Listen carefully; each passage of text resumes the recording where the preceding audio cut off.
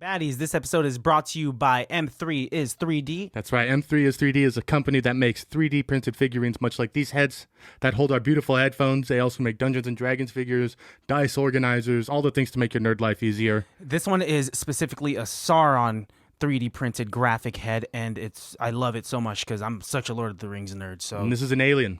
yeah, so check out m3is3d.com. Use promo code ICBTB for 10% off at checkout. Yep. And yeah.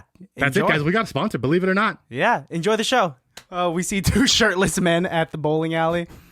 Hey, is this a naked bowling alley? I thought this was a naked bowling alley. Yeah. Take out your dick. Take out your dick. Take out your dick. It can't be that bad, oh, it can't be that bad, oh, it can't be that bad, oh, it can't be that bad, oh, it can't be like that introductions bad. before the movies, like Leonard Maltin comes out and he goes like, this movie was made in 1952 and it stars a young, whatever. Bernadette Peters. Yeah, so you guys do that. I think we'd be good MCs. You know what I mean? I think we have good stage chemistry. We've done that before when we were hosts. When I went to college in Davis, I was part of the a cappella community over there, and they would have these. I'm familiar. Oh, you're familiar. I got in a car accident on my way to see you. Well, thank you for. And I still came. Thank you for sacrificing your automobile to come and see me. I deeply appreciate it. Anything for you. I love you, man. I love you too. And so we used to. I think it was like 2 or 3 a cappella shows we've hosted together. Yeah. And like without even preparing, we just kind of like we winged it. Improv'd it. Yeah, literally just improv'd it. Yeah, we'd be like, okay, this is the next group coming up. Let's try to make a joke about their name. And college students are very easy to make laugh. Yes. That's not actually true. But, Really? But we had a good crowd and they liked you a lot. So it was, yeah. I guess it did help that there was some sort of like bias because I was. Yes, everybody was. Do you remember how Christian was like the superhero, like quarterback of the a cappella team? Everybody loved Christian. Seriously. No, it's true. I remember the show that I went to. Yeah. It was just like, here's this guy, here's this guy, here's And here's Christian. Taking shirts off and stuff. Just under that, just below. Seriously though, but yeah, just because you were the quarterback of that team, not in like the group setting, but in the way the crowd treated you. They loved you. I'm extremely flattered, and it's a weird position when your ego gets blown up in this sense. Like, do I say I'm just gonna say thank you? That's great. Thank you very much. Like, and it was nice to be a part of something. Like, I think It was nice to be a part of something. I think we're all just looking for camaraderie and community. Absolutely. Easy for you to say. Thank you for highlighting. I'm not quite articulate yet. Alex is just using you for setups. That's every single episode. The story of our company. Welcome. Hey, welcome to another episode of ICBTB's Highly Irrelevant. My name is Alejandro. My name is Christian. And over there we got a great man. A beautiful man. Someone that has contributed a lot to my life and to the way that I am in terms of my character and for sure. humor. I mean, arguably the reason why both of us do improv. Yeah. That's a fact. Reason? That is a solid fact. Christian talks about how much you've taught him and how much you've really helped him grow. And yeah, man. I was a little tiny boy when I first saw you do improv with the high school team, and wearing like a nice like dress vest and stuff. No, that was later. That was high school. I was wearing like a really oversized sweatshirt with like a bowl cut and transitions and braces. Wasn't a good time for me. Anyways, that's when I fell in love with improv and thought it was funny. But no, Christian and me, we love you. We're very appreciative of you. Yeah, dude. Should we tell the baddies who it is? Yeah, ladies and gentlemen, today we have in the guest couch, Greg Reasoner. Ooh, the guest couch. Yes, me. So in our books, or especially in my book, I've considered you like the Benicia's godfather of improv. Whoa. Like, come on, it's because it's been a while since we've all been in high school, but your legacy lives on. I was the oldest person at most of the alumni shows. Yeah. We got to bring those back. I know. Are we gonna have another one? I don't know why everybody else who I graduated with was like, no, I'm not going back to that. I'm kind of silly. I'm kind of cool off it. But I love them. It's an opportunity to perform. Like it is, but I don't want to perform for high school kids. I don't know what makes high school kids laugh. Dude, no structure. Oh, that's true. structure. It's just bits. Mm-hmm. unstructured bits. I'm afraid then I'll get blue with it, and then it's not, That's where you have to control yourself. Yeah, and that's going to be hard now. I was just thinking about that. They love innuendo, though. If we MC that movie thing, one of my ideas in the beginning was like, oh, we should do like a live commentary for our show or whatever. But I was like, oh no, because there's going to be kids there who are going to be like, oh, I want to hear that podcast, and we can't like market our show to children. No, that's got to be indoors. That one. Yes. That's going to be difficult to market. But I still like. Let's bring it back to that alumni improv show. I don't think it should be above anyone to pass up an opportunity to perform where you did gain the skill sets or like a solid foundation of what we've carried on like more than a decade later into our lives, right? Yeah. I think it's a beautiful thing, and I just want to thank you. You've the baddies don't know this, but you have contributed a lot to us. Right behind you is a flag of our original podcast artwork, which was done by you. A font that Created. I can't find that font that you found. We've sent that to other people, and they've literally been like, we don't know what font to use. We don't know what font that is, and I gotta be honest, I don't remember. You're a wizard, dude. It's you know what it is? It's the T's that are very difficult for them to find, because you'll notice that They're have like super serif shoulders, right? It's beyond serifs. Yeah. It's super serif. So it's one of a kind. Yeah. Alejandro, sorry about your eye. It's completely fine. No, that's the reason why I wear sunglasses. Do you guys remember Atessa? Or do you Yes, remember Atessa? I know Atessa. I did an awesome poster for the show that she was in, and kind of her face was kind of in it like this.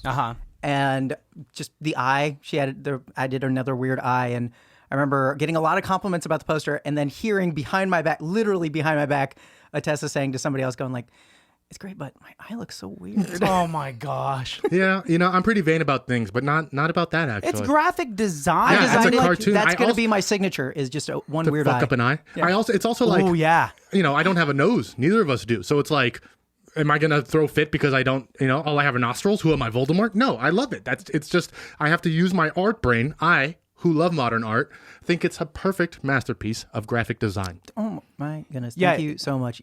I gotta say, Picasso is an inspiration. Not to be too pretentious, but he did this drawing like, I was about to say years ago, of course, years ago. It wasn't yesterday. And he wanted to, I think the mission was he wanted to evoke just like lust with using two lines. And so he drew one curved line and then one more line just coming up from the bottom, and it looks like the curve of a woman's back and like the top of like her butt crack. But it's like, it's amazing. Two lines. And you look at it and you're like, damn, Picasso. Less is more. Do you remember the Saturday Night Live sketch with John Lovitz where he's pretending to be Picasso? No. Where he's like at a... But I love that era. He's like in a restaurant and they're like, Mr. Picasso, here's your bill. And he's like, my what? And he's like, your bill for your meal. And he's like, oh, here. And he like draws something on it and he goes, I'm Picasso. And then he hands it to the guy. He literally did that. Yeah. And then he was like going to kids and kids would be like, oh my God, you're Picasso. He goes, yep. Here you go. I'm Picasso. And like, it's just, John Lovitz is killing it. It's the best. But he would just get these huge bar tabs and he would buy drinks for everybody and stuff. And then when they would say like, okay, you got to pay up, and like, he would just doodle on a napkin and give that to them. And that just paid for. Yep. Not in the moment, because Picasso's weren't worth anything until after he died. Okay. So that's a very ballsy move. I think that's every artist. Every artist's money goes. Picasso was appreciated. During his lifetime. That's true. When he had that anteater that he was walking around with, that was a cool time. Wow, he had like a pet anteater? Was that Salvador Dali? I don't know. My knowledge on OG contemporary artists. Contemporary artists. It's very OG artists. You mean like Michelangelo and and Leonardo and DiCaprio, Master Splinter, and I think Picasso's earned old gangster status. I just think he's definitely gangster status. To what extent is it? How much does it diminish? Like, when your ego is so blown up, like, yeah, you're great at what you do, but how much does it diminish our appreciation? To what extent does it take for us to like not appreciate someone if you're just that cocky? Yeah. Like, let's say no one likes cocky people in the moment, but when they're gone, people can appreciate. You know what I mean? Like, like Prince, right? Prince. A lot of people were like, "Oh my God, look at him doing his thing again." And then as soon as he died, everyone was like, "Prince was like one of the best artists." Look at his ever. swagger. Yeah, he could do and anything. look how everybody in the room does not appreciate him. Yeah. Enough. They should be kissing his shoes. I would if I was there. And it's just like, would you? It's like, no. I wouldn't. I could not muster up the courage to speak to an idol like that. Yeah. To someone, they say not to meet your idols. Yeah. Like I actively try to avoid that. I believe it. So here are my three that I grew up with as a kid. And it just makes me sad to think about. Bill Cosby. I have his autograph, yes, and a Hulk letter from Hogan. him. Also very difficult and challenging. Michael Jackson. Man. Those are like my 3 idols. Well, and Martin Yan from Yan Can Cook, but he's still good. Yan Can Cook, yeah, he's still for sure. good. Nobody hates him. Corey Feldman, Woody Allen. Holy shit. Wait, did Corey Feldman do anything bad? Or was he just like Just super weird. or was he just bad? I recently just saw his performance on the Today Show from a couple years ago when Yeah. he's like trying to do music. And woof, his dancing good. is... He really wanted to be the next Michael Jackson. Oh, he had the hair. He had like the wet Jerry curl for some reason. It's always interesting when celebrities try to make that transition into a different craft. Like, in the original Space Jam, like Michael Jordan tries to play baseball Yeah. and they make a joke out of it and he sucks terribly. Or like, he when was actually a actors pretty try to good make baseball music. player, even though he played Double-A. He was actually a pretty good Yeah, baseball player. he was a minor. Yeah. Oh, okay. He was a solid athlete. It's probably just in comparison to his impeccable basketball skills. 100%. where they're just Yeah, like, we expect you to be Michael Jordan at everything. Yeah, he was no Bo Jackson, who was Bo Jackson at everything. Dude, Yeah. Bo Jackson. Sorry. Crazy. I mean, like, Bo Jackson. who I was just watching Boogie Nights, and so because it's available on Netflix, and I was like, I have to watch this, and I completely forgot about the part. Have you seen Boogie Nights? I can't say that I have. Okay, well, Boogie Nights, it's starring Mark Wahlberg, and it's about this. That's the one where he's got the huge Penis. personality. Yes. Oh, okay. No, Are we- it's actually he has a very shallow personality, but a huge penis. what is the rating on this podcast, by the way? Is it like, can I just Yeah, say you can like, say whatever you want. Oh, say darn whatever. it, you are a Whoa, pus-filled don't- whoa, whoa, maggot. whoa, Whoa! I've never said all of those. So not in continuous that order. order. Yeah, not in that order. But you can say those words. Okay. Just not in that order. Yeah. Yeah, because we do have some standards. So Don't want to get that E on the... well, we're okay with that. We don't want to get banned from Apple for saying those words. What did you want to say, realistically, though? No. Like I said, he has a large personality rather than Yeah. saying he has a large dick. Almost sound like you were trying to not say dyke. So in that movie, it's just his rise to fame in the porn industry in the 70s. Got it. And it's a rise and fall, like naturally. Starts off as this nice kid. A nice rise and fall, just like his giant... Doc? He has a dock? Yeah. With a boat?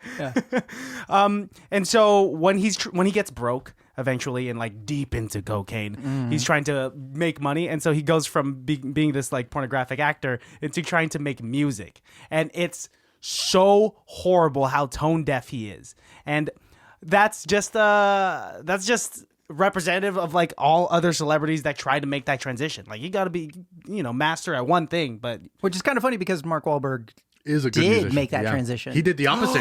Funky Marky Mark Bunch. And the Funky Bunch, yes. That's right. I completely forgot. His brother was the New Kids on the Block. Didn't he go to jail? He did because he beat a man almost to death. That's why he can't legally own a firearm in the state of Massachusetts. That's a fact. Why did he? Wait, Marky Mark. Marky Mark did. Okay. Beaten Asian- I was he going to was- say Donald Wahlberg is No, a not blue Donnie. blood. No, like not he Donnie. works with guns. Not Donnie. No, Mark Wahlberg works with guns on set, but he can't legally own one because he's a registered violent offender. Oh yeah, what am I talking about? I've seen him with tons of guns. He beat the shit out of a Asian man when he was trying to rob the grocery store. He was very young. It was a mistake. He's already apologized to the guy. The guy says it's fine, I guess. Did he do but it because he was Asian? I don't think it was a hate crime. I think he was just trying to rob the store. Hopped up on being a kid and robbing a store or whatever. But either way, hey, kids make dumb mistakes. That's actually a story of how you can make your worst mistake and still build up and achieve your dreams. So, Do you guys have any stories about being hopped up on being a kid? Just like, God, why did I do that? Probably because I was a dumb kid. I look at like teenagers now and I think like, wow, teenagers are crazy and out of pocket and just like super insane. And then I'll like think about it and be like, oh. No, I think we were right about there. I think we weren't that far off. I think everybody thinks teenagers are crazy. I think it's natural. Like, if you don't let out all of that pent up energy when you're a hormonal teenager, then you're just kind of gonna let it out at the wrong times, like when you're over 18 and when you could actually get in trouble. Like, the time to like fuck around with your friends is like when you're in high school and middle school. But that being said, school. I didn't fuck around that much. Yeah, I was, you shouldn't mess around in middle school. Unless you're talking about just like messing around, like, I'm crazy. well, just messing around, just having that high energy. Yes. I think high school is kind of interesting for people because you have the energy of a child, but the body of an adult. And that's what makes teenagers so scary. Yeah, you don't know your own strength at that point. 3 or more teenagers in a group scares the shit out of me. I want nothing to do with 3 or more teenagers. Did you have like any crazy stories from when you were in high school? Like, were you I mean, I got into my fair share of fights. That wasn't fun. You fought in high school, really? My record is 3-3. Nice. Oh, That's a solid record. Hey, Always the smaller guy. batting for 500. Well, and not to be a dick, Greg, I think you would always be the smaller guy. It's true. Yeah, It's true. yeah. Guys my height are not intimidated by me. No, they're your friends. But- Like, we got to stick together. Taller, slightly inebriated guys who I may or may not be. Connected to. Sorry, Christian just did a great little side burp. now I have to But you were I making have to change to that camera angle now. Direct eye contact with me. Because I'm drinking bubbles on bubbles right That's how now. he establishes dominance. Yeah. I have to keep eye contact. Well, I didn't want to be rude, but No, I that's realized fine. That's fine. while staring at someone while burping is probably the rudest thing you can do. No. You're right. We should go back to the original topic. Guys, thank you so much for that introduction. Oh, that's what we're going back to. That is super sweet. Nice. But I do got to agree, the whole ego thing, I try to keep it humble. You're extremely humble. That's why it surprises me that you have been in as many fights as you were when you were a kid. Well, I've got a loud mouth. And Very wide. if I can toot my own horn, I'm occasionally witty. And so, something happens and I go, hey, funny joke related to that situation. Yeah. And bigger guy who may not feel as confident about himself, who's, drunk or something. Yeah. Might be like, I'm going to fight that guy. He's looking like he's having a good time and I want to. Why the fuck didn't you say that? I want to be the good time. Come here. I'm a big boy. I'm a big boy. Big boy. I was at a bar in Benicia a couple weeks ago, and I had a dog with me, and beautiful dog, little Saffy. Huge dog. Tremendous dog.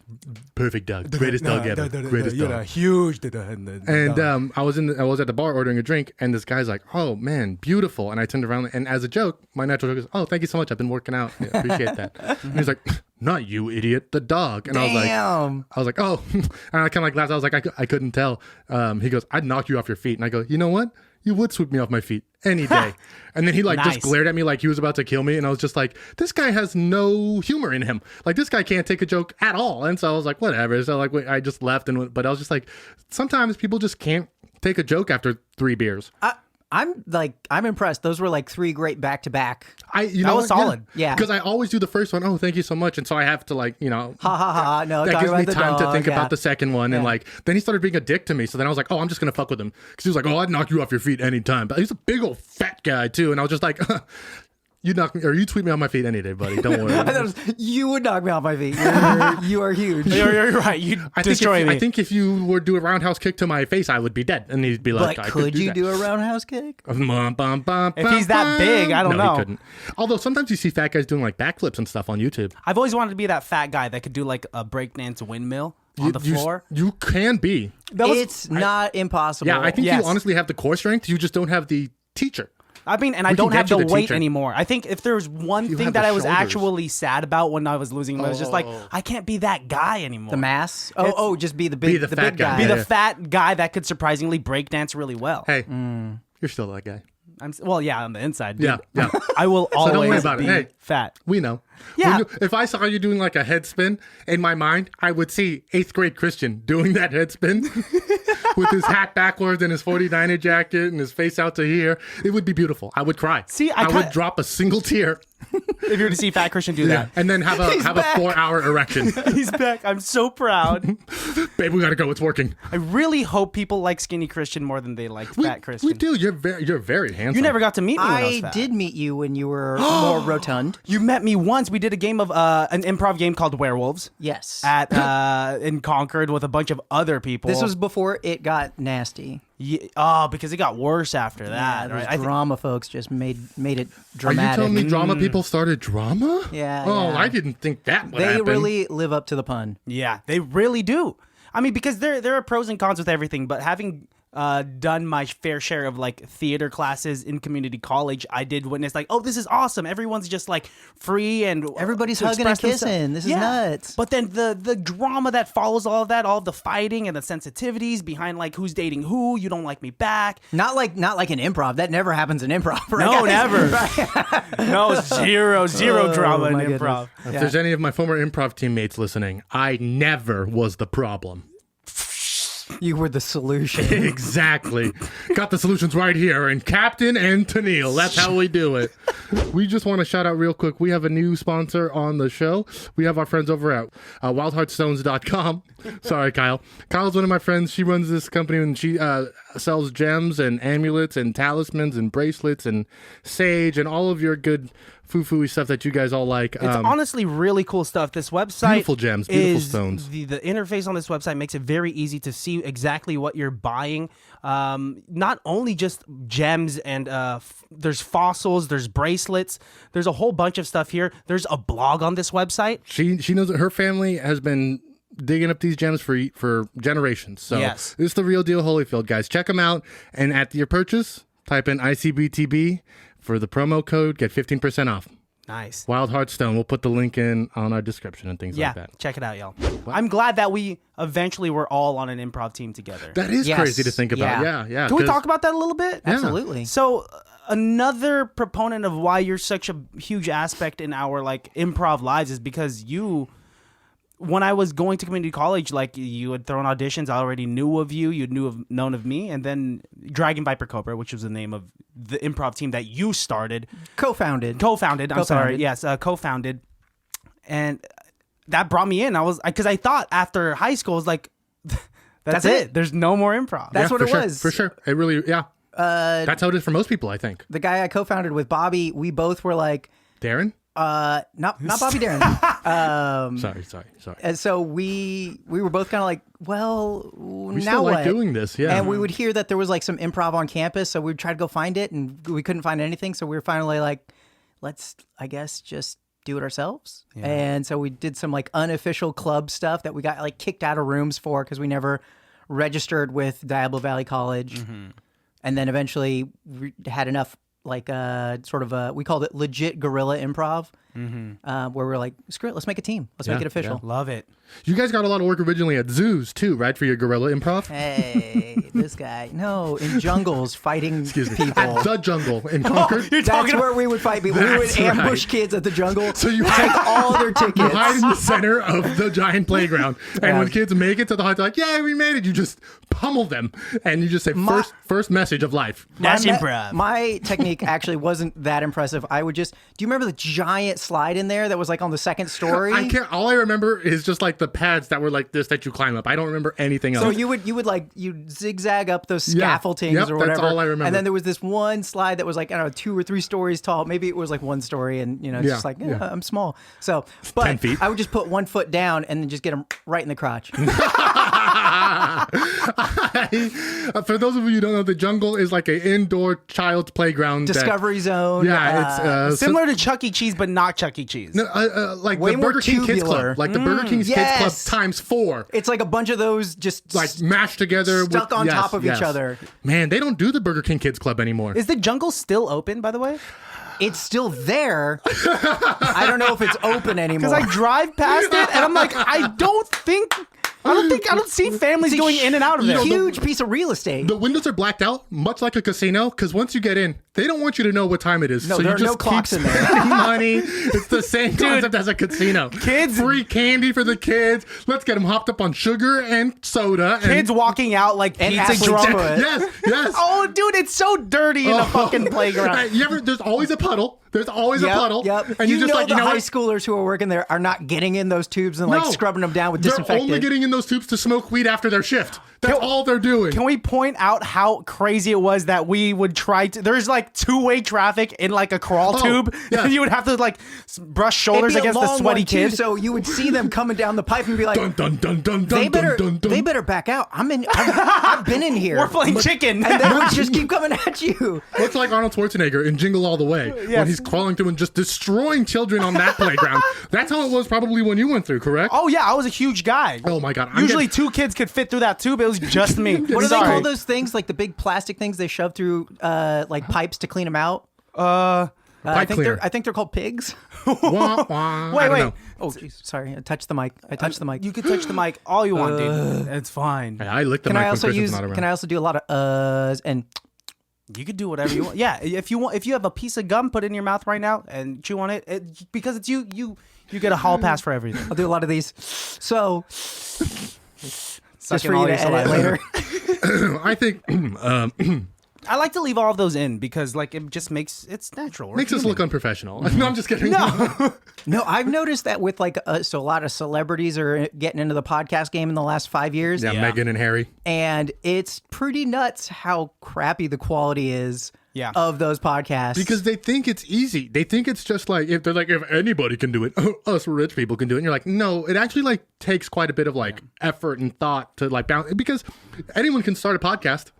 So good. Anyone. It had like a good echo on it. Yeah, I could hear it. I'm doing a bunch of side burps.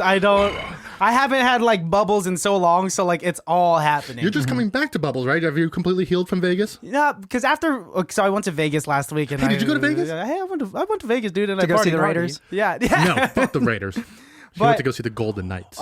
Dude, a team. They are. While I was there, I obviously drank a lot, and I couldn't cure my hangovers with LaCroix. In Vegas? Yeah, weird. Dude, after 28 years, I had my thought first we were drop gonna of be straight alcohol. edge forever. So Sorry, dude. Christian FaceTimes me and he's drinking a Red Bull. And I don't know if I haven't seen you drink like a Red Bull or like a Monster like that in a long, long time. You were just necking a Red Bull on this FaceTime call. And I was like, wow, you really are doing the Vegas thing, bro. I was in the Good morning, job. dude. I had like 5 hours of sleep. No coffee. After that Red Bull, I had an IPA, and then I had another Red Bull. And then a pound of blow, and then you just went to the club. You bought everybody out at the Spearmint Rhino. You took home 4 strippers, 2 hookers, and 1 man. And you just guys partied all night long, much like The Hangover 2, except instead of being in Thailand, it was Vegas. And he paid his whole tab with a doodle on a napkin. Like Picasso! We recently met up with an old friend of ours who handed us something that was very important to us as kids and growing up, and I think it's far more important to you. So we actually have a little surprise for you. What? Yeah, dude. And we hopefully this will. Is it the tag team belts? I thought. No, we don't. No, we don't you have those. We they're gave probably those in my back to garage. you, yeah. Oh yeah. We wouldn't mind having. No. But this is for you to take a peek at. What? Do you remember that? Oh my goodness. Is this the Bible? That is like the old... Improv Bible from the Benicia High School improv team. There are phone numbers from auditions going all the way back to like 2006. There's some kid's social security number in there. There's like doodles for the posters we used to put out. Devil like, Mountain Improv League Playbook 1999. Look, it goes back. Yeah, man. That's the Bible, and we got it. And freaking crying. We kind of actually hoped that would make you cry. Yeah, man. That was actually kind of like our swing. College Park. Oh my god. I remember going to College Park. Yeah, dude. I mean, because what improv was, and beat all these teams. We won the championship my senior year. You guys used to do like an improv Olympics or improv championship. Okay, How did that work? Because we didn't. By the time we got to improv, it wasn't that was like dying out. It wasn't a competitive thing anymore. I feel so bad for you guys. So if I can be like who's the uncle from Napoleon Dynamite? Oh yeah, who's that guy. If there's a football, I could throw it all the way across those mountains. Like, except for my bum knee or something like that. I don't know. My old football injury. Come and eat, Tina. Dude, if I could have gotten like a Letterman jacket in improv, I would have. Well, in Texas, band kids get Letterman jackets, so I don't see any reason why you shouldn't get one. Way more athletically fit than a band kid. Hang on. We're not saying that. We're not saying that at all. Yeah. But can you tell us a little bit like how the competitions went, how they broke down? How did it work?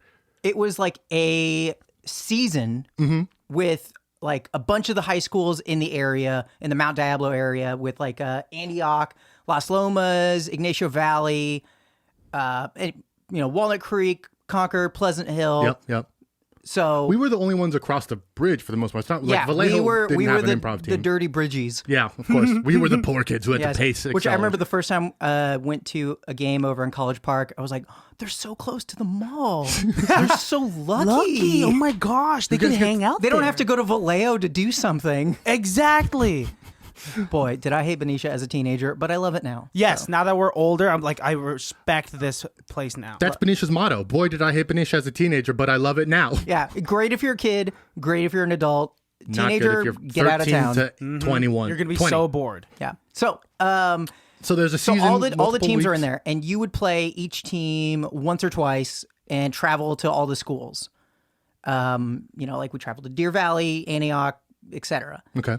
At the end of the season, they would tally up the wins. Well, how would you win? What was the competition part like? So you had to.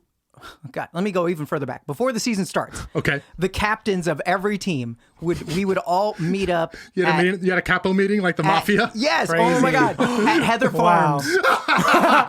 You all sit around Creek. the table and be like, I represent the family from Benicia. And then I represent the family from College Park.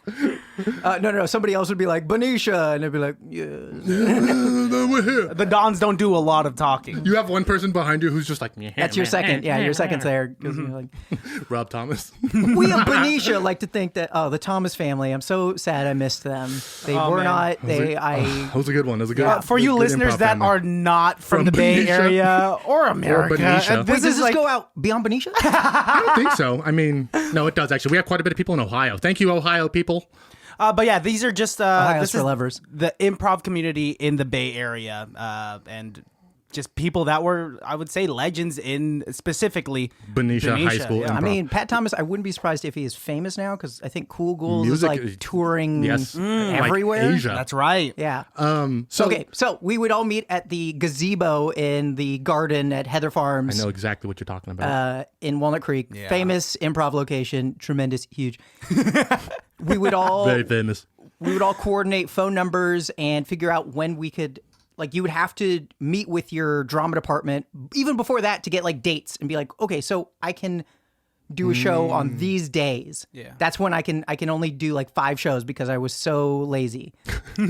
So you guys Because you have can hold it on your hand. and That's why. and that's not even like your own personal improv shows where just the team is just performing for the school.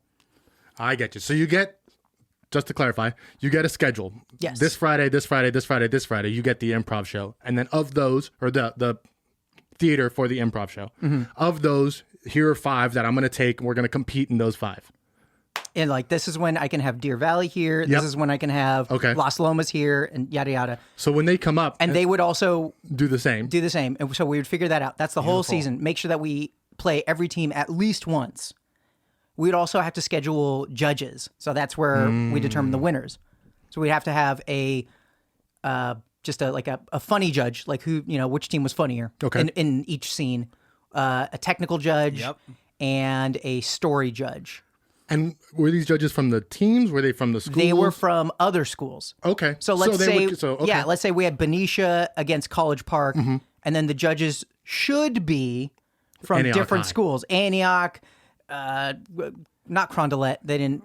I don't know Just to why they eliminate didn't have bias. a team, but But I get it. And the whole idea is because they're part of this league of improv shows, they would be there, and that's why they're able. Okay, cool. yeah. However, Wow, what a- sometimes teams they were like, "Oh, we forgot to schedule a judge," and so they would just grab like their friend who was there. It's a good way to fill make. in. It's a good way to win. Okay. Yeah. What was the De La Salle? Oh, Yeah. sorry to call you out, De La Salle, but you guys had a sketchy improv team Oh, back the in the all boys. back in the early 2000s. Hey, they're all like lawyers now, so don't worry about it. Okay. Yeah, so we would do that. And at the end of the season, they would figure out what 8 teams have the most wins and put the number 1 team against the number 8 team and do tournament bracket. Whoa. Do playoffs. Love it. And then there would be a championship game. And how would the championship game go down? So the way each show was formatted is the captains would meet up or phone call before the show. And they would figure out like, okay, so you pick 4 games, we'll pick 4 games, and we'll each do each other's games. So, like I pick Half-Life, so both teams are going to do Half-Life. Yep. Like visitors go first or home team go first, whatever. And, and then we would do their game. They want to do a slideshow. Yeah. So then we did slideshow. You would try to make it as fair as possible. Yes. What I'm so appreciative of is, so obviously in the general scope of improv, like let's say people see it as this silly thing. They think of like, whose line is it anyway? And what I love so much is that your generation of improvisers, you guys were able to turn it into a league. So very similar to like how we didn't turn it into a league, but we thrived. You guys with yes. it. It's like in here, it says like 1999. Yeah, it's a rough league. Okay, maybe you didn't start it, but you carried it on. Yeah. Yes, carried it on. Yeah. And the fact that exists, this structure, this like tournaments, it's very similar to like how video games, they were seen to just be played by kids and people that weren't doing anything with their lives. Look at where video games have come to now. There are esports leagues that are owned by big time celebrities, and teaching tools. Yes, and what people don't understand about improv is that it is it's what made me like a more of a social person. Like before, like obviously growing up, not looking the best and being an outsider because I'd moved to a different school in the 7th grade. I didn't know how to talk to people. I didn't make friends very easily. I didn't know how to talk to girls, but like joining the improv team because I just decided to audition last minute turned me into this person that's like, yes, even though I'm scared, I'm going to talk to you right now. I'm going to make eye contact, and I've developed a form of wit where I could like make you smile. I could crack a joke, and like now it's become such a big part of me, and I am confident enough to say, like, yeah, I got a pretty bomb-ass personality, and improv has definitely contributed to that a lot. And that improv Bible right there, and what the improv culture has done for me in high school, beyond high school, thanks to you and Bobby, I don't know, dude. Like, I just, I'm getting a little emotional because, like, dude, it's a big part of my life. And I feel like some of my closest friends in your mid-20s, you lose touch with people, but like I like to stay in touch with people. Know me as a singer, obviously, and that's its whole thing too. But another thing is like the people you do improv with. You get on stage, you're willing to be so vulnerable because you don't have anything written. There's no script. You don't know if you're gonna make your audience laugh. It might be a bad show, but you're out on the battlefield with like your brothers and like sisters. Failing together, having laughs, talking about bad scenes, but getting better. Yeah. Going through, I think doing comedy, period, is difficult and very revealing for yourself. And doing it with other people, it's like going through trauma together. You know what I mean? Like, you guys all Improv is like going through trauma together. It really, on a lot of different levels. It's 2 hours of therapy when we meet up every week. In front of 80 people, so you have to like really choose your words carefully. Back in, I want to say 2003, we did a show at Clayton Valley. Clayton Valley's team was super cool. We met them backstage, really fun, funny guys and gals. And they were like super supportive, great team. Their audience was terrible. They would laugh at everything Clayton Valley did, but anything that we did, they would literally stifle laughs. I remember I did a reference to the Quiznos sub gerbil. Yeah, if you can remember that thing. Yeah. Hey, Quiznos subs. Hey, Quiznos subs. Yeah. And I heard people like start to laugh and then like go, like, and I was just like, oh my God. Come on. I would have said something. I would have been like, hey guys, you guys are allowed to laugh at our jokes too, Like I would have just straight up called the audience out. They were going super competitive. They wanted their team to win. You guys are going to win anyways. Let's just enjoy the show, man. Which we did face Clayton Valley in the championships my senior year, but it was at De La Salle. Oh, so it wasn't like their own ground. Exactly. That's it wasn't good. their That's own good. audience. Was that something that somebody asked for, knowing how Clayton Valley is? You guys like, we'll do the championship with you guys, but it's got to be in a different area just because you knew how it went. So I believe what happened was we didn't bid on who gets to host the championship, but this was around the time when De La Salle was undefeated as all heck. Wow. Like during the glory days when they had that movie about how, did you guys ever see that movie? They had a movie? It was called like the time when the yard is the longest from the it's some super long title. Yes. It's football. It's the football movie. Yeah. Yes. Yeah, and I think it's about like the struggles of being undefeated and privileged. And never so losing. Hard. Oh my gosh, so hard. You know how difficult it is to never lose? I have some friends who went to pressure's De La Salle. They were super cool. I like They them. are actually, De La Salle people are super cool. Very good kissers. And De La Salle? I'm in Frontelet. That's cool. Hey, dude, it's cool. Hey, dude, man, it's fine. It's 2021. Lips are lips are lips. All right? Hell yeah. What do you got to do? You're talking as if we're in the 2000s. Yeah, man. The Come on. aughts. Yeah, the aughts. Sorry. Anywho, Yeah, so tell us about the championship.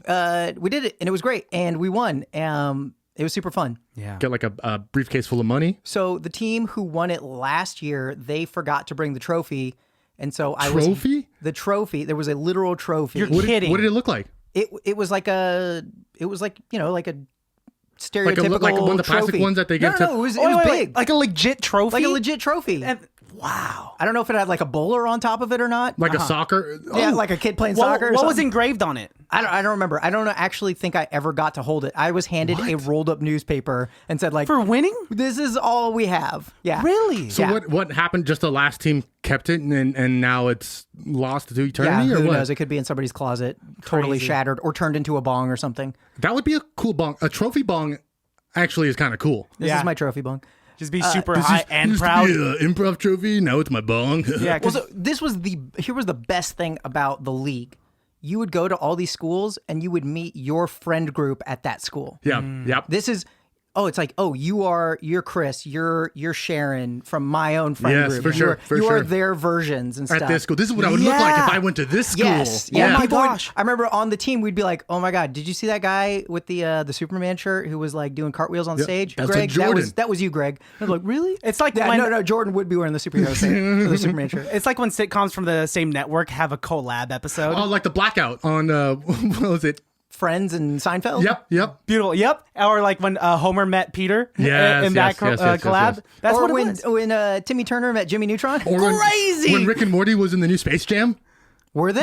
Oh, really? I guess you guys haven't seen it No, yet. I haven't seen it yet. Oh, That's yeah. awesome. They have like a 2-second cameo. It's the best. That's crazy. Dude, I heard once LeBron got traded to the Toon Squad, they were going to go all the way. You know, the Toon Squad is such a power of 3 that you just can't beat it, honestly. Yeah. I do have one last question, because you mentioned that you never got to hold the trophy, so you only won. Do you have the? Oh my god, do you have the trophy? Well, no. but you Oh said- my god, I'm but going to you cry said- if you have the trophy. Oh my god, You said don't you do only this. won once? Yeah, my senior year. And what year was that? That was 2005. Interesting.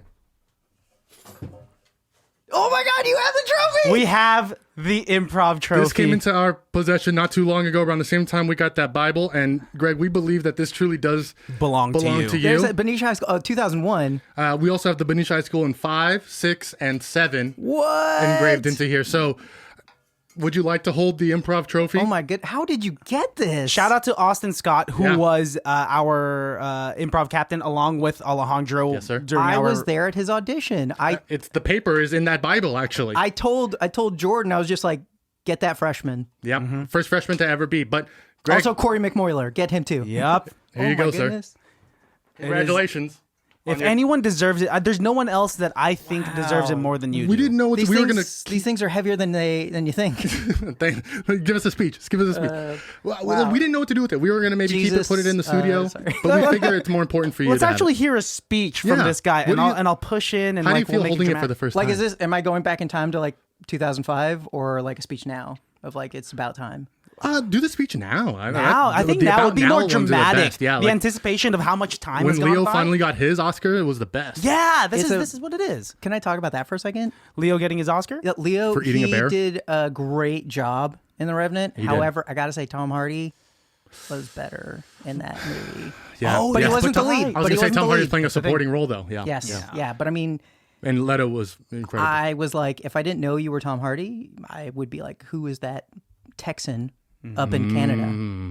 And I have to say, like, prior to The Revenant, Leonardo DiCaprio's done better performances that he should have gotten that Oscar way earlier. Yeah, Not- Wits Eating Gilbert, great. Yeah, he should have gotten it Yeah. better. Yeah, for sure. So good. But you got your own award. Oh, I thought this was my speech. I would love like a crowd work speech at the Oscars. Hey, where are you guys from? Yeah, you look pretty cool. What's your name? Mr. De Niro. You guys came here together? You guys came here together? No, How that's- many years were you married? Just start doing a bit. I used to be an actor. I quit because I hated him. Hey, Will, ask Maggie if, Oh, you guys don't know each other? Maggie Gyllenhaal. This is Will Smith. Will Smith, Maggie Gyllenhaal. There was an Oscars when Will Smith and Maggie Smith sat next to each other, and the host was like, the Smith family. She was like, oh. Clever. And Will was just like, I don't know. Will's like, I pressure. ain't related to her. Imagine bombing when you're during your acceptance speech. Ugh, Oh, big fear of mine. Yeah, that happens quite a bit. Yeah, this is what happened to the league. 2005, 2006, 2007, Benicia. Yeah. And I will say 2008 was our freshman year. And so and where was the league? I mean, that's probably how Austin came about it, because he was on the team his freshman year. That's probably how he became in possession of the stuff. Yeah. But I mean, how does it feel to hold it, buddy? God, it feels great. Oh, there's stuff in here. Oh, there's spider webs. Oh, yeah, it is kind of It's dirty. pretty If I old. get bit, am I going to turn into a Hamilton? Yes. Not the one that we want to see, though. Yeah. So I was totally wrong about it being like a bowling trophy or something. Yes. That It was funny fun. because You the guys entire got time we knew straight exactly. faces. Yeah, I was sweating. waiting for the timing. I was gonna say like, what if we told you that behind this curtain, that trophy's here? Come on out, trophy! my God. And it walks on Walking out. He's Yeah. got Kyle like a Silva, cane. my 'cause old he- captain. It's nice. What's really nice about this is that this episode's so full of nostalgia. It's just shooting us back to the past, and especially with the pandemic having occurred. When's the last time we performed on stage?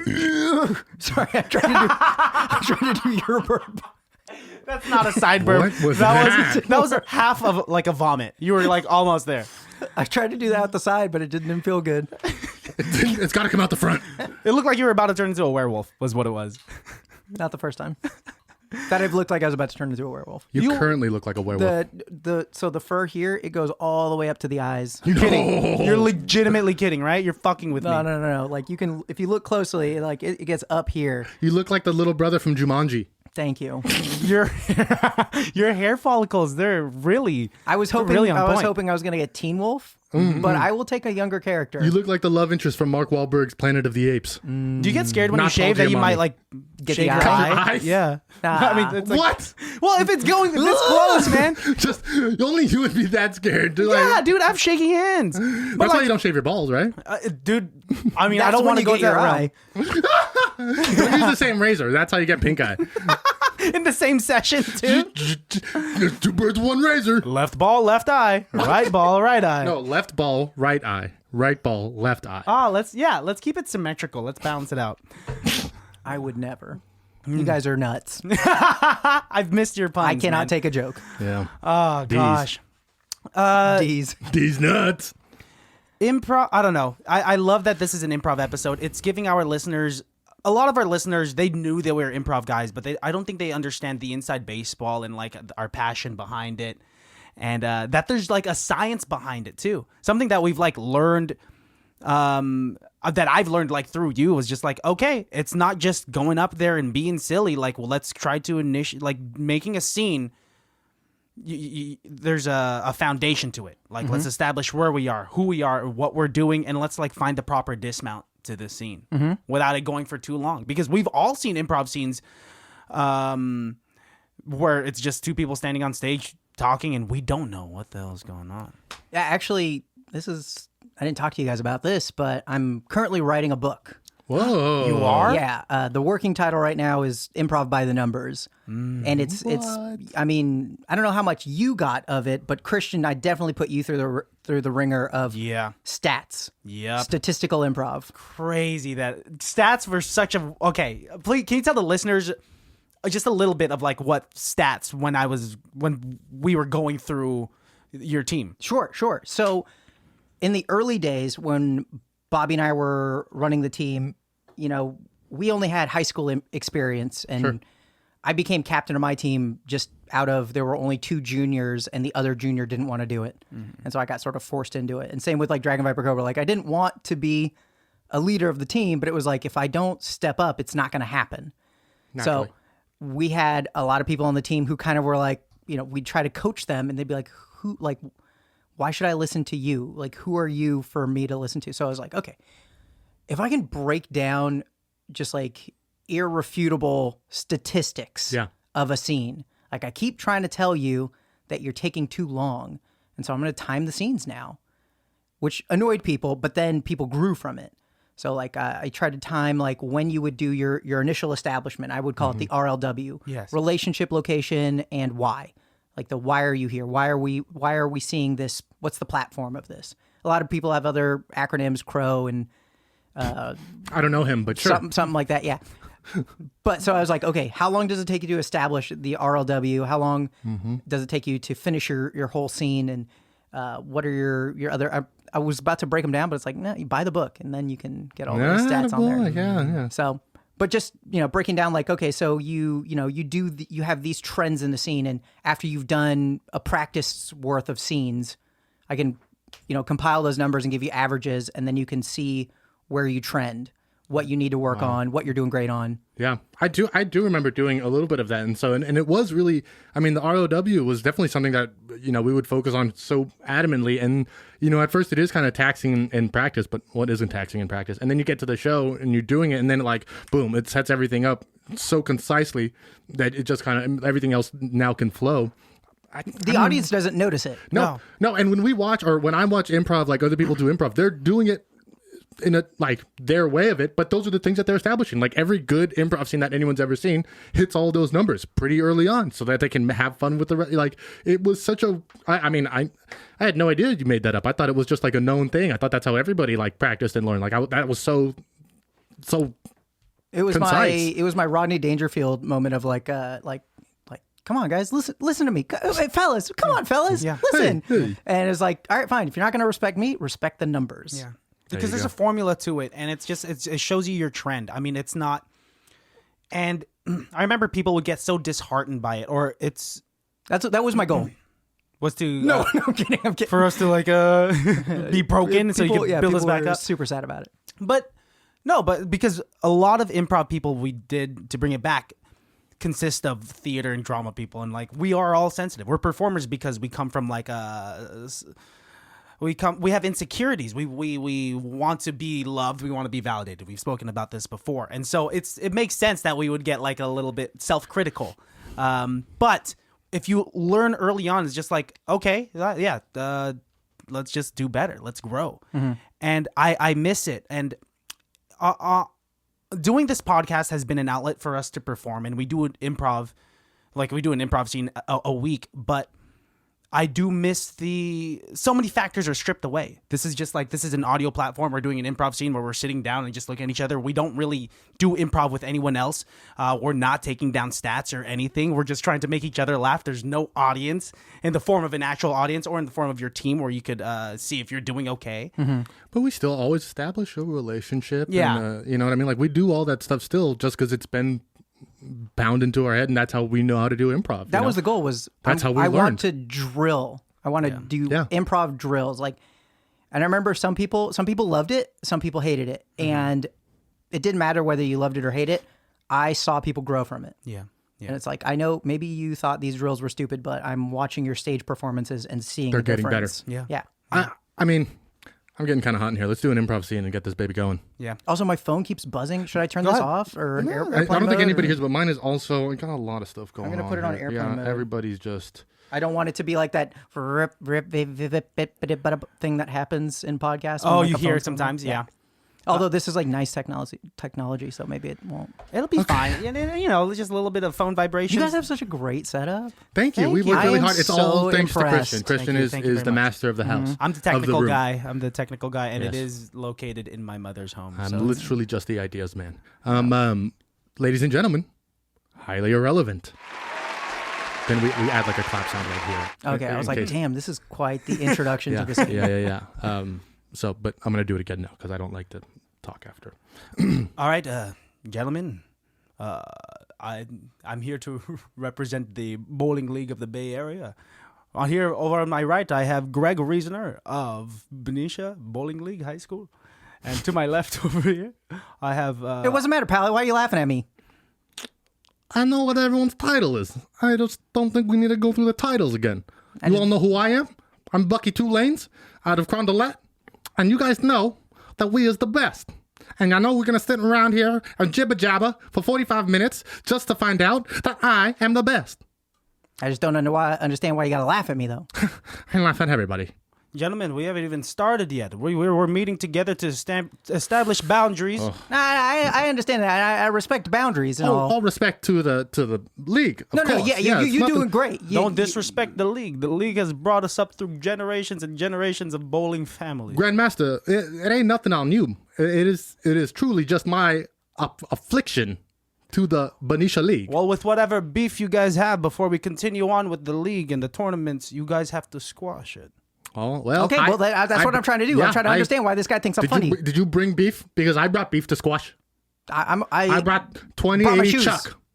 Huh? Oh, we're bringing literal beef. Well, that's how we do it. Grandmaster, how come you didn't tell me we were supposed to bring literal beef? We're always supposed to bring beef to these meetings. The rules have changed. I thought it was metaphorical. Well, now we're trying to be more literal. People are confused. I was so confused the first time I watched people smush their beef. Also, it's a potluck, so if you I got no problem smashing beef with another guy, but I just want to know if I'm supposed to bring actual beef. You want half of my beef? It's a lot of beef here. You can have half. And then we're gonna smash the beef together. Okay. Honestly, I think people from Benicia are vile and disgusting, but I guess for the Grandmaster, I'll do this. As long as you're not laughing at me and you're saying things politely, you can say whatever you want. Right. We see that one more man enters the gymnasium of De La Salle of De La Salle. That's where I'm from. Oh, we're not actually. So sorry. We still see whatever you're saying. Yes. And then everyone in the room turns. Hey, how you doing? Oh my God. And it's a underboss Christian Baltazar, winner of the past 5 generations of the high school bowling league. Generations. This guy is so old. He's been in high school for 8 years. My voice is all over the place. He's not walking. He's on an electric wheelchair. A Charles Xavier floating wheelchair. But the one from the action figure back in the 90s where it had the little guns come out of the yes, panels. Exactly that. Have you come to get your revenge because we outed you and made the Grandmaster our new Grandmaster of bowling? We got beef. I smelled the beef. Oh, did you bring your own beef to smush? I've learned that if we're going to have a good tournament, all beef needs to be squashed. And you're here to squash your beef? State your claim, sir. I don't know where my voice is anymore. Yeah, state your claim now, sir. Greg Reasoner. Oh. We see the Greg Reasoner character rise his hand up and then lower it fast in like a throwing motion, putting his beef on the ground, and then he steps on it and he literally squashes his beef. Like that. Well, I mean, I think that's kind of rude, seeing as he won't be able to do that. But I'll do it as well. My guy does the thing. Double lanes. Double lanes, yeah. Double lanes. Did the same thing. We cut to the actual event of the tournament. It's going to be Greg Reasoner versus Alejandro from Grondolet. 2 lanes. My name's 2 lanes. Chucky 2 lanes. Oh, Chucky 2 lanes. Was it Chucky? Yeah, now it is. It's Chucky 2 lanes. Rewind the tape. Chucky 2 lanes. Okay, and we're there at the bowling alley. Wow, that was impressive. I've never seen a ball bounce between 2 lanes and then get strikes on both sides. You know, some people think the best you can do is 10 when you're bowling. I get 20. Grandmaster. Yes, I've been here the entire time. I gotta say, there's no way I can get 20. Hey, this guy isn't in another league. If you believe in yourself, you can try. You really think? I think so. In this moment right now? In this moment, you have self-doubt. It's all about confidence. I just saw some guy score twice as much as I thought was ever possible. So bouncing 3 lanes. I got a double turkey. Double turkey. 3 lanes? 3 lanes, Greg. What? It's never been done before in you the can't history do that, of bowling. Grandmaster. It's impossible, Grandmaster. That could kill someone. I try all the time, Grandmaster. In the summer of 1879, Christian Baltazar. We see Christian Baltazar not in a wheelchair. It's he's in his feet. And he No. It was already established. It was only 8 years ago. Yeah. Okay. So don't you freaking mess up. He's not gonna lose his legs here. Don't worry. This is just how he became original Grandmaster in 1860. Something. Christian's character reaches back, throws the ball so hard it completely collapses the bowling alley, and everybody says, "You're Grandmaster now." And now we're back to current times. That story doesn't explain how I can just bowl on 3 lanes. No, you just destroyed a bowling alley. What does that have to do with 3 lanes? Honestly, I think it's reckless. You shouldn't do it. Hey, could you stop getting on my back? Okay, sorry. Hey, give me my shirt back. Okay, here you go. Thank you. This isn't my shirt. I'm just kidding. It totally is. I didn't mean to block. Let me put my pants back on. We see 2 shirtless men at the bowling alley. Is this a naked bowling alley? I thought this was a naked bowling alley. Yeah. Take out your dick. Take out your dick. Take out your dick. Sir, you need to leave. We are not that kind of bowlers. R2-D2. Oh, I thought you were C-3PO. Oh my God. As this is going on, we see Greg Reasoner hit 3 lanes, but no one sees it. Guys, did you see it? No, we're in the middle of something here. Tommy Two Lanes isn't talking to C-3PO and R2-D2. Get out your dicks. Get out your dicks. Get out your dicks. Grandmaster, we have lost all control of this bowling alley. Please, use the self-destruct bomb. It's our only way out, Grandmaster. It's our only way out. Real quick. That's breaking so many. Wait, real quick. We spend 50 minutes talking about our legacy as improvisers. And we do this scene, and there's so many rules are broken. We didn't do any warm-up. We didn't do any misty vistas. We didn't big booties. No big booties. We didn't do. Half of that scene was just us telling the listeners what's happening in the scene. Oh my God. I like to imagine that Christian got in the wheelchair because he hit a strike so hard that the pins flew and cut his legs off at the knees. Greg, what are my stats on that? Wait. Now I'm picturing Christian's character as the bad guy from Wild Wild West. Kenneth Branagh. I got a giant spider. How many times did we change accents? Or at least you were pretty consistent. I was all over the place. Gosh, it is. You said let's get hot, and it got hot. That's how we do it. Wet. I'm just wet. But and you're also sweaty. Take out your dicks might be the best thing I've ever said. Take out your dicks. That's the great. Take out your dicks. Two shirtless men. We see 2 shirtless men in the bowling alley. I love how both me and Greg were instantly like, oh yeah, those are 2 other men, unestablished characters. Yeah. It was never established that they were the same guy. Take out your dicks. Take out your dicks. Something that I have honestly chanted that before. Greg, I don't deserve that trophy. Take it far away from me. That is yours. I'm fucking dizzy. I need to take these I'm off. wet. Oh my God. And you're also sweating from the improv show. I'm so. Oh my God. I am just soaked. This is honestly, I think, one of my favorite highly irrelevant episodes, Greg. This is gonna be a 10-pull episode. We still have a movie to talk about. Oh my God. I need to lay down for like 10 minutes. So I'm not beat red for the entire fucking episode. I'm changing. I might shower. We are hot and loopy and like confused and sweaty. Are you pumping in laughing gas in here? No, dude. Okay, back to the scene. Take out your dicks. Take out your dicks. Take out your dick. I'm sorry, Mom. I'm sorry. Okay. We back to business. We watched a movie this week. Yes. And we watched a movie called Star Wars Episode 1. Is this the start of the next episode? No. We're teasing it. We're teasing it. Okay, Yes. I'm so sorry. That would be don't crazy. apologize. No. Sorry, I got it, guys. Okay, take over. We watched Star Wars Episode 1. The Phantom Menace. Yeah. Dun, dun, dun, dun. Is it The Phantom Menace or A Phantom Menace? No, it's The Phantom Menace. I would love it if it was a Phantom Menace. Honestly, okay. Ambiguous. Phantom with a question mark? Some Phantom Menace. Is there a phantom? Is he a menace? I watched the whole movie. There was not a single ghost. Just Who was the ghost? Dennis the Menace walks by. Was he menacing? I do want to say Obi-Wan, what's wrong? There was a phantom. He's also no. That was my Alec Guinness, by the way, not my. Your Alec Guinness is on guy. point, by the way. That was more Bridge over Troubled Water. Yeah, there it is. Yeah, You have incredible impressions. I'll tell you that. Doing man. the rest of the episode, no glasses. So we watched Star Wars Phantom Menace. Great movie.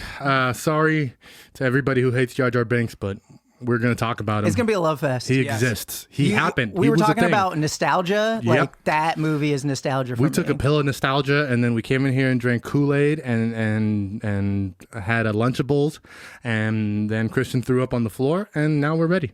I feel like I'm gonna throw up on the floor. I do feel very hot. We need to open the window. All right. Greg, before we end this episode, anything you want to just tell the baddies? Tell them to follow you on anything. I have no social media. I am so cool. I think 3 years sober from Facebook. Incredible. Wow. So just follow me literally. That's how Jesus got his followers. That's what I'm trying to go for. What's your address? They could just mail you. Yeah. No. You have a P.O. box for fan mail. Had a PO box. Wow. P.O. Box Bring me 911. You know what? I'm gonna put myself in a corner and say like coming this winter. Okay. Yes. my book? Hell yeah, I would love to Improv by the Numbers. have you back on so we can talk about your book and tell everybody about your incredible way of doing improv, because I love it. It's honestly a great, incredible way. As a kid who grew up playing sports, that's exactly how I learned, and that's exactly how I need to learn. So do it. Good on you, man. You're doing the right simple, thing. Stupid. Yeah. Kiss, baby. Kiss. Great band. I think something else that I would like to shout out for you is that you've also created your own tabletop RPGs. Oh yeah. I need to publish those. They're Yes. like done. Knights Errant, right? Knights Errant and Gun for Hire. And It's a Gun for Hire. That's cowboy game. Why, I would like to yes! play Gun for Hire. Oh my God. I would really enjoy cowboy Yeah, games. that would be awesome. Well, I was able to play. I think I played both of them at one point. Yes, Probably, yeah. And the most recent time was probably like a year and a half ago. Played Knights Errant with April and you, and that was such a good time. And like your ability as a DM, right? GM. I'm sorry. DM is Dungeon Master. That's for Dungeons and Dragons. And Okay, GM is Game Master. I literally cannot use that. Oh, gotcha. Okay, we're ending it there. Yeah, I've been Alejandro. You can follow me at call_me_Jesus. I'm Sweaty. You can follow me at Christian Has Asthma. And you can follow the podcast at ICBTB ICBTB Podcast. You guys know the thing. Drop us a like, a review, a subscribe, give us a rating, all that good jazz. We love you. Woogie, woogie, woogie. Hey! Woogie, woogie, woogie. Oh, it can't be that bad. Oh, it can't be that bad. Oh, it can't be that bad. Oh, it can't be that bad. Baddies, thanks for listening to the show. Hopefully you guys enjoyed it. This episode was brought to you by companies like M3is3D.com. Be sure to check them out. All the links that you need to find them are in the descriptions below. And be sure to check out ICBTB.com to get any of your merch that you want from us, or to check out episodes on any other platforms, streaming platforms, or YouTube. And be sure to hit us up on our socials. Email us and DM us on Instagram, and we'll see you guys later. Take it easy. So much fun. Woogie, woogie. I'm gained weight. Don't make fun of me. What a great. Hey, the I camera- just washed this. I just washed this. I want to zoom in on your boobies. Oh man, this is straight. Actually, Christian, I don't think I've ever seen you without your shirt, Really? and I'm impressed. Thank you. You were like built up. I worked that 2 days ago, but look at all this adipose tissue. Well, I mean, that's definition. You're